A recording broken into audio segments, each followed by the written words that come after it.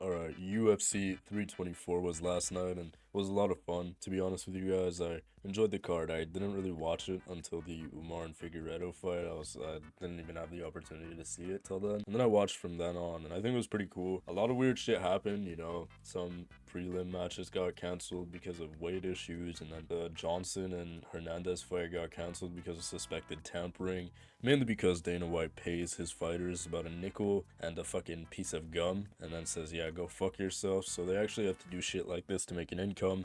Some notable shit from that night was that Sean O'Malley won. So realistically, Dana White is currently at a blackjack table, crafting up ways to actually justify a Sean O'Malley title shot next, when realistically it should be Umar versus Sean, but that's probably not gonna happen. Honestly, I don't really have faith for the matchmaking here. If they prove me wrong, I'll be very fucking happy, but who knows.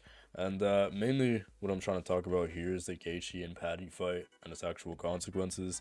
Look, Paddy got fucked up, and I don't think it's a fraud check because there was nothing to fraud check. I don't really think he was that good in the first place. People were saying that he's gonna steamroll Justin Gaethje, and it was like people forgot who the fuck Justin Gaethje is. Now I understand Justin Gaethje is about 38 years old or some shit like that, so yeah, age gets to you, especially in this sport, right? But listen, man, the last loss he had was against Max Holloway, and that's Max fucking Holloway.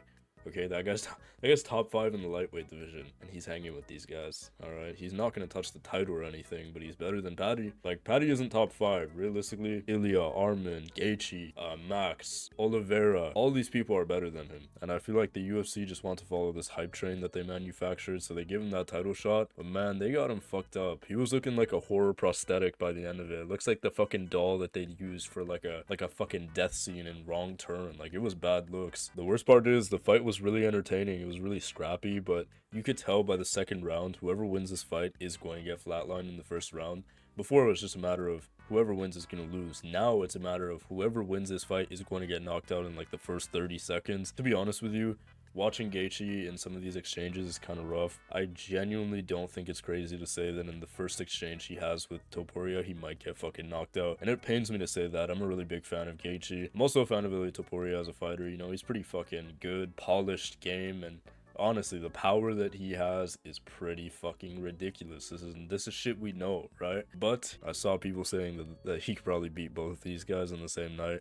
And I hate to say I kind of agree. It pains me to say this. I like Justin Gaethje as a fighter, man. Like, Topuria is actually on a prime Randy Orton run right now. He's actually about to have 4 legends under his belt. He knocked out Volk, then it was Holloway, then it was Oliveira, and now he's about to add Gaethje to that fucking list. And honestly, it's going to be kind of hard to watch. But I will say that the UFC White House card is going to be in June. It's going to be a bit of a fucking layoff, but I know that Topuria needs some time off, right? So two of these guys fight. Hopefully Topuria has a good turnaround to fight Armin, maybe in December or November, whichever one works better. I just want to see Armin fight before the end of the year. I don't think he should go another year without any fights, because that's just bad looks. Then also, if Topuria wants to go up to welterweight or fight Islam, like, you gotta win that undisputed, fight Armin, and then nobody has any problem with you going up. I personally don't think welterweight's where it's at for him. He would get fucked up. Islam at 170 is complete. The little bit of whatever it was he was lacking at lightweight, he makes up for, because I'm assuming it's much easier for him to fight at his natural weight, because even when he rehydrates, it doesn't even be like a fucking 205. Like, I doubt he's competing at that. He's probably at like 190